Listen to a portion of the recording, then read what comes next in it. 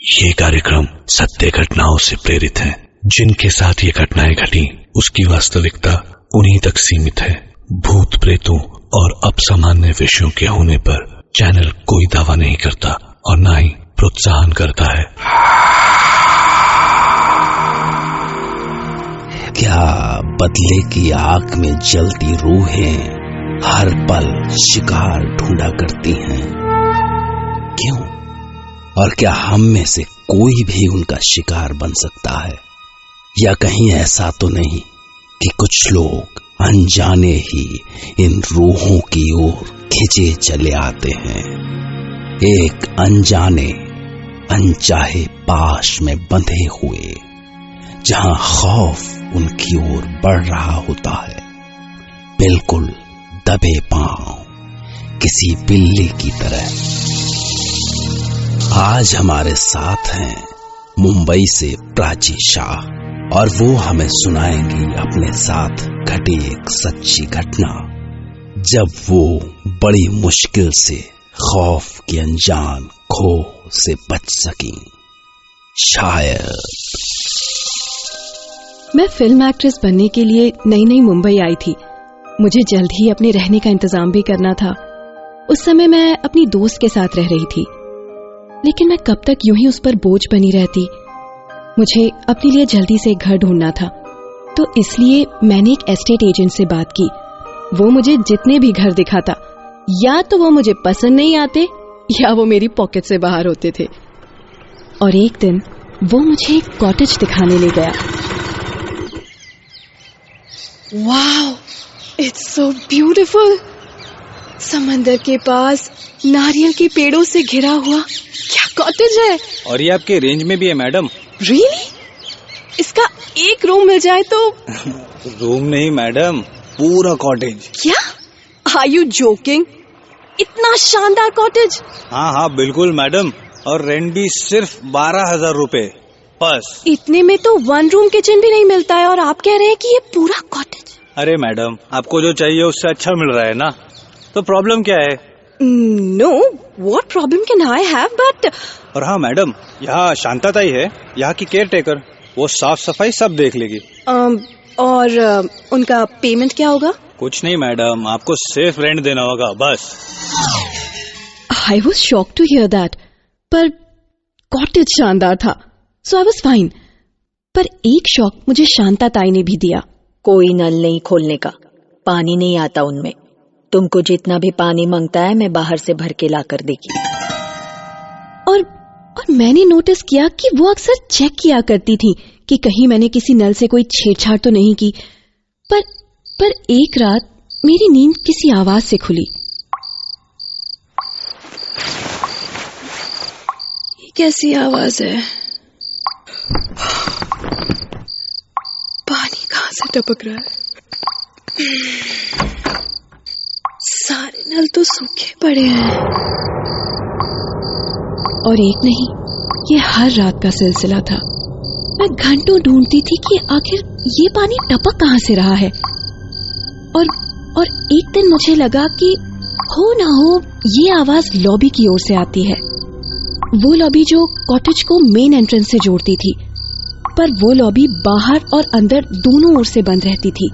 जो main entrance था वो अंदर से बंद था और बाहर वाले डोर पर लॉक लगा रहता था, इसलिए हम कॉटेज में आने जाने के लिए बैक डोर यूज करते थे। इट वाज स्ट्रेंज, बट यही शांता ताई का रूल था। और एक दिन मैंने शांता ताई से पूछ ही लिया, ताई ये लॉबी बंद क्यों है? तुमको क्या लेना है उससे? बंद है तो बंद है। पिछले दरवाजे से आने में प्रॉब्लम है तो छोड़ के जाओ, नहीं मांगता है मेरे को मच मच। हाँ, आई वॉज शॉक्ड। वो तो वैसे भी इतना कम बोला करती थी और आज जब बोली तो ऐसे। But she was rude, you know. पर मैं भी ऐसी हूं कि जो ठान लेती हूं ना वो करके ही रहती हूं। मैंने उसी मोमेंट डिसाइड कर लिया कि इसके पीछे जो भी रीजन है मैं पता लगा के रहूंगी। उस रात करीबन 12 बजे होंगे, मुझे फिर वही आवाज सुनाई दी। मैं धीरे से उठी और लॉबी के पास जा ही रही थी कि अचानक मेरे पैर से कुछ टकराया और मैं गिर गई। और अगले ही पल जैसे किसी ने मुझे पीछे से खींचा। जैसे ही मैं पलटी, वो 2 हाथ थे, बॉडी नहीं थी, सिर्फ मेहंदी लगे 2 हाथ। जैसे वो मुझे रोकने की कोशिश कर रहे हो। मैं चीख कर अपने रूम की ओर भागी।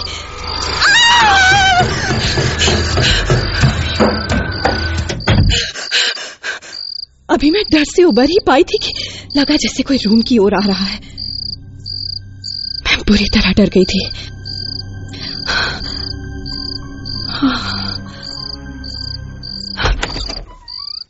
पर वो शांता ताई थी।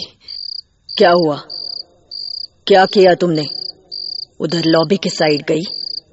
मैंने मना किया था ना तुमको?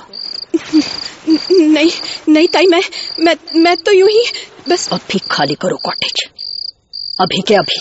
सॉरी ताई, मैं उधर ऐसे ही नहीं गई थी।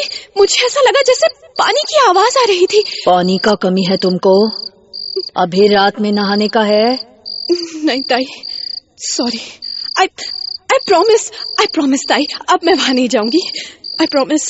मैं लास्ट टाइम बोल देती है, उधर नहीं जाने का तो नहीं जाने का, समझे?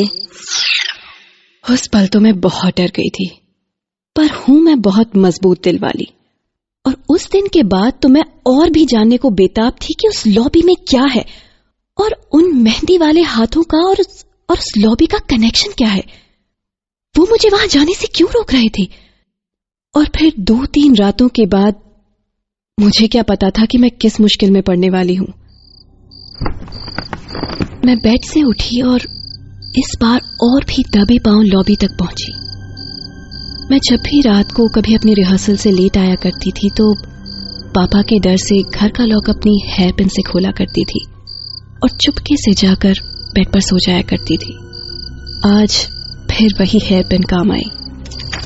कुछ देर कोशिश की कि लॉक खुल जाए, और लॉक जैसे ही खुला वो गिरते गिरते बचा।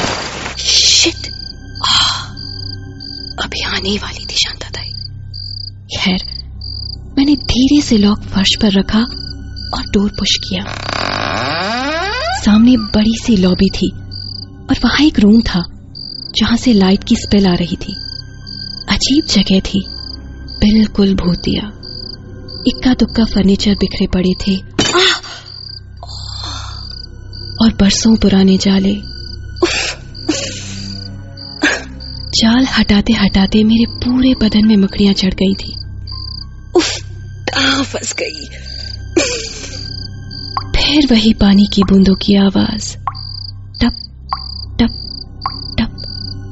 और तभी मुझे हल्की सी रोशनी में सामने मेन डोर के ऊपर से पानी रिसता दिखाई दिया। यही थी वो आवाज। पर ये पानी आ कहां से रहा है? बाहर तो ऐसा कुछ नहीं था। और जैसे ही मैंने लैच खोला मानो डोर अनबोल्ट हो गया।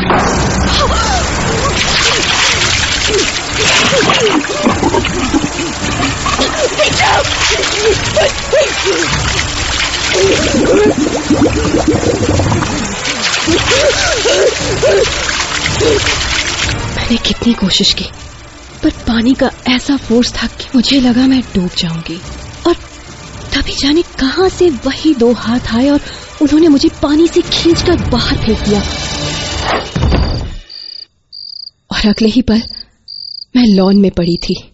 पेट में पानी जाने से मैं बुरी तरह खांस रही थी और सांस।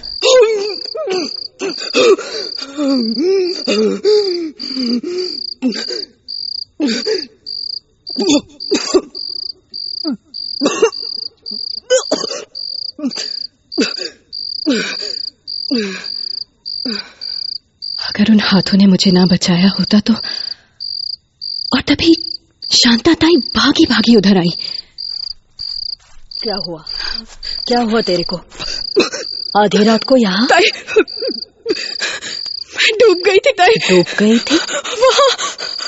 वहाँ पानी। कहाँ है पानी? लॉबी में। लॉबी तो बंद है, देखो। और पानी होता तो तेरे कपड़े नहीं भीगते। I was shocked। मेरे कपड़े बिल्कुल सूखे थे, मेन डोर अभी भी बंद था और पानी का तो जैसे नामो निशान ही नहीं था वहाँ। सपने में चलने की बीमारी है तेरे को? चल चल के सो जा। वो मुझे सहारा देके कमरे तक ले गई और बिस्तर पर लिटा दिया, पर नींद कहाँ आने वाली थी।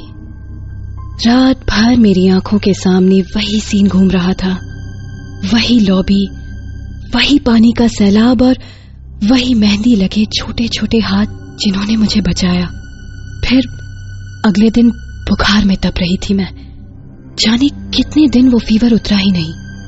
और जब बुखार उतरा तो सबसे पहले मैं घर से निकलकर गांव वालों के पास गई, और जो उन्होंने मुझे बताया, I couldn't believe that.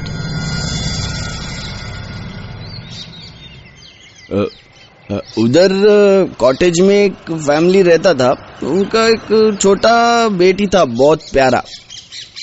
उस दिन मुंबई में बाढ़ वाला ही दिन था, बाकी जगह का न्यूज आ रहा था, पर यहाँ इतना खास पानी नहीं भरा था। वो बच्ची हमारा आंगन में ही खेल रहा था। मेरा औरत ने उसका हाथों में मेहंदी लगाया तो इतना खुश हुआ कि दोनों हाथ अपना ऊपर ही रखा, मेहंदी खराब ना हो जाए बोल के। जिंदगी में पहली बार मेहंदी लगाया था उसने। बहुत खुश था। खुशी से नाचते गाते अपने घर गया, उधर कॉटेज में। ये मेहंदी मेहंदी मेहंदी, देखो मेरे हाथों में मेहंदी है। पर कुछ ही घंटे में समंदर में टाइड आ गया तो अचानक पानी बहुत बढ़ गया कॉटेज की ओर। हम लोग बड़ी मुश्किल से उधर पहुंचा। अरे जल्दी आओ, कॉटेज में पानी भरेगा तो सब डूब जाएंगे, जल्दी आओ। हाँ चलो, सब चलो उधर। हम सब बैक साइड से कॉटेज में पहुंचा। वहाँ हाथ भर पानी आ चुका था। सब लोग डरा हुआ था, पर बच्ची बेचारा मेहंदी वाला हाथ उठा के पानी में ही खड़ा था। उस मासूम को सिर्फ अपना मेहंदी का फिक्र था। आई शांता ताई, मेरी मेहंदी ये बह जाएगी, मेहंदी बह जाएगी आई। और तभी किसी ने जान बचाने के लिए कॉटेज का बाहर का मेन दरवाजा खोला और ऐसा सैलाब आया कि कुछ नहीं बचा।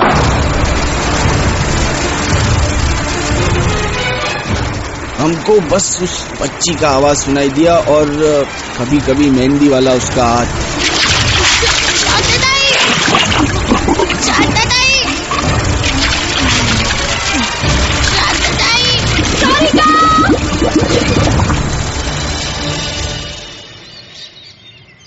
तो क्या पूरा परिवार खत्म हो गया? हाँ, सब खलास। कुछ गांव वाला भी बह गया उधर। फिर शांता ताई कैसे बची? वो तो अभी भी केयर टेकर है ना कॉटेज में? कुछ पता नहीं कैसे बचा या बचा भी या क्या मतलब? कुछ गांव वाला देखा बोलता है वो शांता का बॉडी बहते हुआ कचरे के साथ। 4 दिन का डेड बॉडी था, कैसे जिंदा हो गया क्या पता। What? कुछ घटनाएं हमारी आंखों के सामने घटती हैं, फिर भी हम उन पर यकीन नहीं कर पाते। प्राची ने भी जो देखा वो उस पर यकीन नहीं कर सकी। अगर मेहंदी लगे हाथों वाली बच्ची एक रूह थी तो कॉटेज की केयर टेकर शांता क्या थी? गांव वालों ने तो उसे कुछ साल पहले आए बाढ़ में बहते हुए देखा था, और प्राची ने अपने साथ रहते हुए एक बिल्कुल जीते जागते इंसान की तरह। और वो एस्टेट एजेंट जो प्राची को उस कॉटेज में लाया था, उसका प्राची को वहां लाने का मकसद क्या था? सोचिए।